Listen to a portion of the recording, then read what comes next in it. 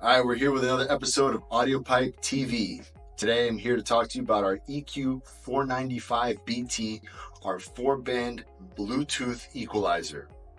So if you don't have a head unit in your car or in your side-by-side UTV, what have you, you don't need a head unit.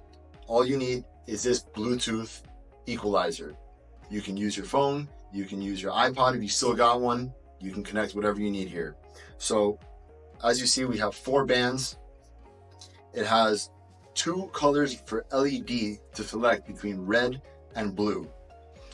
Additionally, on the top, you're able to select your sub-out frequency between 50 Hertz, 80 Hertz, and 120 Hertz. Now, moving to the face, you'll see some of the knobs feel a little sticky. It's a little hard to turn these knobs, but that's important because our face is water resistant. That's why you see some of these covers on our USB, which is actually 2.1 amps to charge your phone, and on the cover of our 3.5 millimeter aux input. So whether it's Bluetooth, USB, or aux cable, this EQ's got you covered. Go check yours out today.